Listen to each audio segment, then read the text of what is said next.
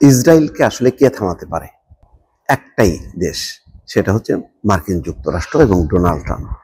Donald Trump যদি বলেন 1 ঘন্টা পর থেকে হামলা বন্ধ, কিন্তু তিনি বলছেন না।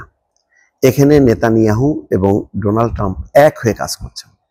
তারা যে শান্তি পরিকল্পনা করেছে 20 দফা, সেটাও তাই। ইতিমধ্যে কাতার বুঝে গেছে, মিশরও বলছে যে মানে অস্পষ্ট রাখা হয়েছে এই কারণে টোটাল কর্তৃত্বটা আসলে চলে যাচ্ছে, গাজার কর্তৃত্ব ট্রাম্পের হাতে, টনি ব্লেয়ারের হাতে, মানে চরম যারা মুসলিম বিদ্বেষ যে লোকজন আছে তাদের হাতে। যাই হোক, সর্বশেষ খবরটা হলো এই, হামাস আংশিকভাবে মেনেছে, বলেছে যে কয়েকটা পয়েন্টে তাদের আলোচনা আছে। স্বাভাবিকভাবে এখানে তো এই প্রস্তাব মানা মানে হামাস নাই, হামাসের অস্ত্র ধ্বংস করতে হবে, আত্মসমর্পণ করতে হবে, বিদেশে পালিয়ে যেতে হবে, তো নিজেদের অস্তিত্ব ধ্বংস করে এখন এই পর্যায়ে ঠেকছে।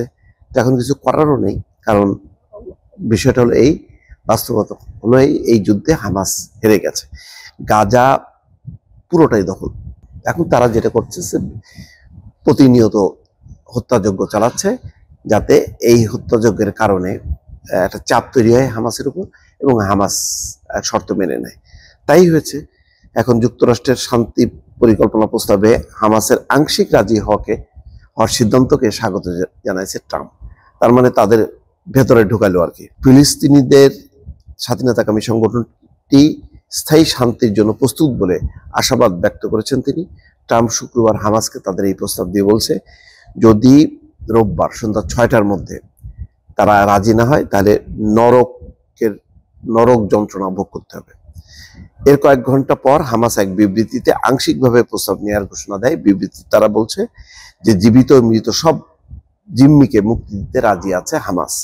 প্রস্তাবের কয়েকটি গুরুত্বপূর্ণ শর্ত নিয়ে আরো আলোচনার দাবি জানিয়েছেন। যাই হোক, এইটুকুতেই যতটুক মেনে নিচ্ছে, তাতে মানে ডোনাল্ড ট্রাম্প বলতেছে, হামাসের সদ্য প্রকাশিত বিবৃতির ভিত্তিতে আমি বিশ্বাস করি তারা স্থায়ী শান্তির জন্য প্রস্তুত। ইসরায়েলকে অবিলম্বে গাজায় বোমাবর্ষণ বন্ধ করতে হবে, যাতে আমরা জিম্মিদের নিরাপদে এবং দ্রুত মুক্ত করতে পারি। চলমান হামলা এবং সংঘাতের মধ্যে জিম্মিদের মুক্তি করা অত্যন্ত বিপজ্জনক বলেও উল্লেখ করেছেন তিনি।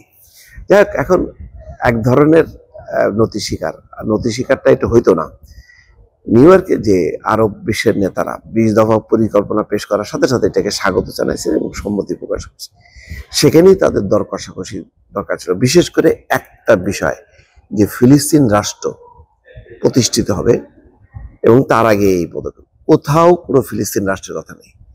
আর একটা হয়, যাদের সাথে যুদ্ধ চলছে সেই যুদ্ধের তারা তাদের অস্তিত্ব বিপন্ন করবে এবং এমন একটা কর্তৃপক্ষ গঠন করবে যে কর্তৃপক্ষের মূল নেতৃত্বে থাকবে ডোনাল্ড ট্রাম্প নিজে, তারপর স্টেজে থাকবে টনি ব্লেয়ার।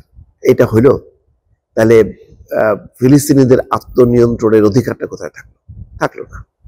এটা একটা নির্লজ্জ আত্মসমর্পণ, শুধুমাত্র মানে গাজার মানুষের প্রাণ রক্ষা করার জন্য আরব বিশ্বের নেতারা নতি স্বীকার করছে।